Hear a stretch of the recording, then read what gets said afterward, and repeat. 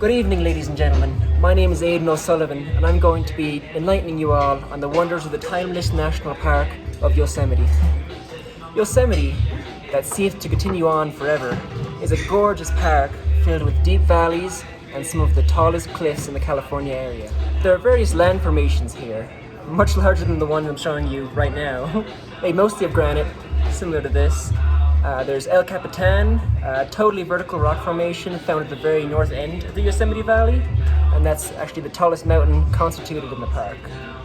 And on the other side is the most famous mountain, the Half Dome, which is found on the east side of the park, and it's characterized by one half being a sheer cliff, and the other half being much more rounded, why it's got its name, Half Dome.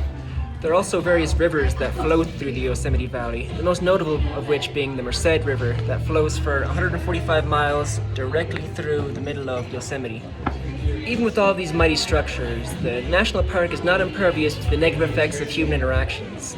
The biggest threats to the park currently are overdevelopment, and this leads to habitat degradation, large-scale pollution, usually on the campsites or in the lodges, and of course climate change, which has led to more fires breaking out in recent years.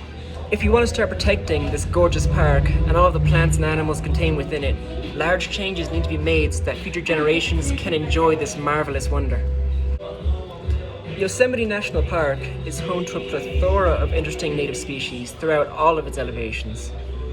Some of the more common mammals found in the park include the mule deer, the Sierra red fox. You're going to see a ton of squirrels while you're hiking or camping. And if you're lucky, you might run into a weasel or a jackrabbit. In terms of reptiles, there are a cornucopia of snakes, such as the rattlesnakes or the sharp-tailed snakes. There are various amounts of pond turtles and just so many lizards. Yosemite is famous for having an extremely wide varietal of birds as well. It's possible to see owls, woodpeckers, and rare pigeons.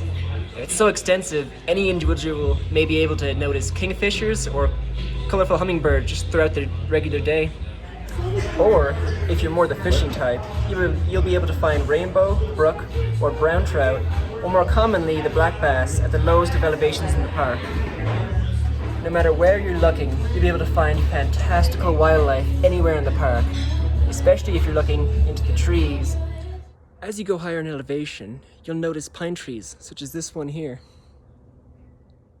As you go lower in elevation, you'll notice a lot more oak trees, mahogany trees, and of course, cottonwoods. If you're somebody who's interested in wildflowers, Yosemite is home to gorgeous flowers such as the monkey flowers, beard tongues, shooting stars, buttercups, along with countless other truly gorgeous flowering plants. This park is also home to a large variety of parasitic plants, which will feed off of fungi along with other plant matter, and these would include the subalpine paintbrush, the snow plant, and the little elephant head. Not only is this park beneficial to plants and animals, but there are many activities in the park that are beneficial to humans as well.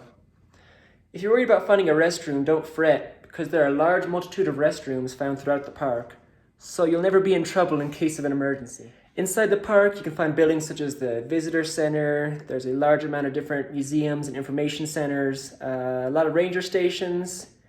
If you're looking for a place to stay, there are lots of hotels, lodges located at various points.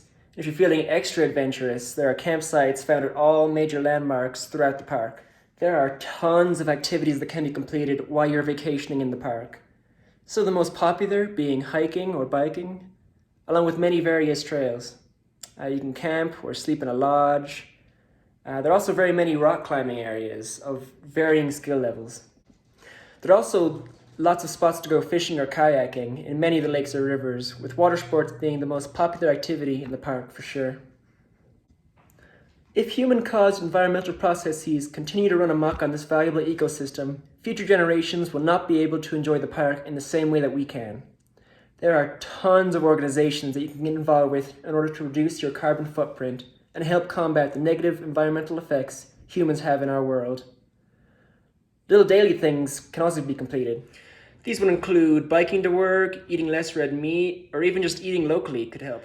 I thank you all for listening to my presentation, and I really hope you pulled some really useful information from my talk.